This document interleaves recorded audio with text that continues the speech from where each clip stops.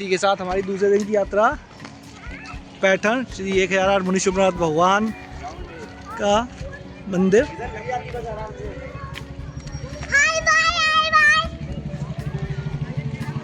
और हम ये मंदिर के अंदर प्रवेश करते हुए अभी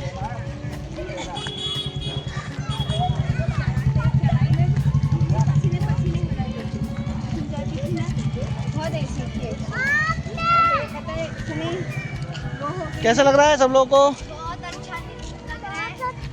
बहुत अच्छा लग रहा है सब लोगों को। हाँ, अच्छा लग रहा है। बहुत यात्रा अच्छा लग रहा है। महाराष्ट्र प्रांत में हमारी संस्कृति, सभ्यता और साधना और उपासना के लगभग 30 से ज़्यादा पूजनीय सिद्ध क्षेत्र और अक्षर क्षेत्र हैं, जिसमें ये अक्षर क्षेत्र महाराष्ट्र प्रांत का अति प्राचीन और अति ऐतिहासिक शनिग्रह अरिष्ट निवारक मुनि शुभनाथ दिगंबर मंदिर पैठण कहा जाता है।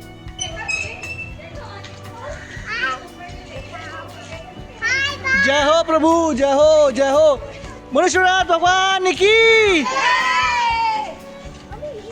चमत्कारी 1008 मुनि शुभनाथ भगवान के चरणों में नमोस्तु नमोस्तु नमोस्तु। हाँ, मन की तृप्ति हो जाती है इस मंदिर में आके। बहुत बढ़िया पर जय हो प्रभु।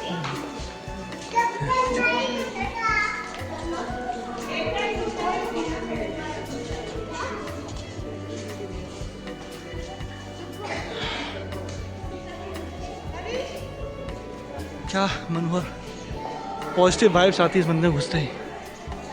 जय हो। मंदिर का परिसर अत्यंत ही शांत, पवित्र और आध्यात्मिक ऊर्जा से भरपूर है, जो हमें साधना के लिए बहुत ही अनुकूल वातावरण प्रदान करता है।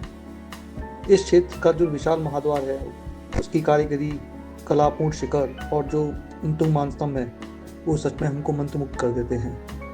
आइए अब हम इस मंदिर के मुख्य द्वार से प्रवेश करते हुए आपको श्री 1008 मुनि शुभनाथ भगवान की श्यामवर्ण, बालुमय, प्राचीन और अति मनोज्ञ सतिशय युक्त विशाल मूर्ति के दर्शन कराते हैं, जो दूर से ही दिखती है कि कितनी ही ध्यानस्थ मुद्रा में विराजमान है। इस मूर्ति का अतिशय इन पंक्तियों में भी साफ रूप से देखा जा सकता है। कहते हैं कि भारत की इस भू पर अंत सिद्ध महान, नमन करें हम तिन चरणों में, नाशत कर्म महाबलवान। औरंगाबाद जिला के अंतर्गत पैठण ग्राम है सुजान, गोदावरी नदी के तट पर बना जिनालय महान। इसी जिनालय के अंदर विराजित मुनि शुभनाथ भगवान, नासा दृष्टि सौम्य चली है, दर्शन कर करते कल्याण। जय हो प्रभु। आपको यकीन नहीं होगा कि मूर्ति इतनी मनोज्ञ है कि मानो कि किसी कलाकार ने भगवान की पूर्ण विराटता को पाषाण में उड़ेलकर वीरता को साकार किया है। इस अप्रतिम आकर्षक भव्य मूर्ति को बार बार देखने के बाद भी आंखों की तृप्ति नहीं होती।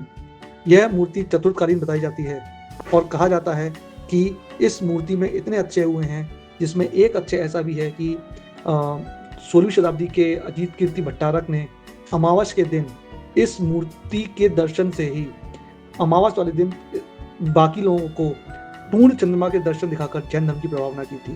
कहने को तो बहुत सारे अक्षय यहाँ पे कहे जाते हैं, लेकिन एक अक्षय और भी बोला जाता है कि ये मूर्ति रेत की बनी हुई है और ये एक समय ऐसा आया था कि जब हमारे जैन धर्म पर विदेशी आक्रांताओं और उपद्रवों के भय से जब जैन धर्म की रक्षा करना कठिन हो गया था, तो किसी मूर्ति को सुरक्षित रखने के लिए इस मूर्ति को रेत या बालू से ढककर उसे स्थापित कर दिया गया था ताकि कोई क्षति न पहुंचे।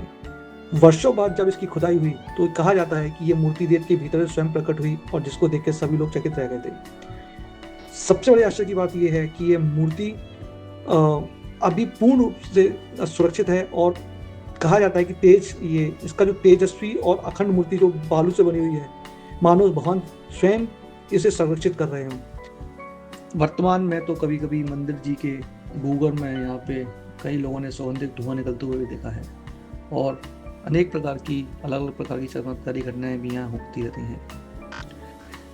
इस क्षेत्र में जो वार्षिक मेला लगता है वो जिस दिन भगवान मुनि शुभनाथ भगवान का जन्म कल्याणक होता है वैशाख कृष्ण दशमी को, तो वहाँ पे एक अच्छा वार्षिक मेला लगता है और हर शनिवार अमावस्या को यहाँ पर महामस्तकाभिषेक भगवान मुनीश्वरनाथ भगवान का होता है।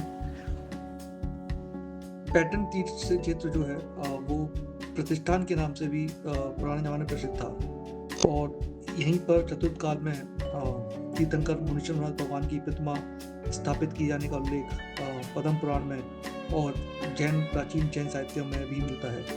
इससे सिद्ध होता है कि पैटर्न तीर्थ क्षेत्र बहुत ही अतिशयकारी और प्राचीन है।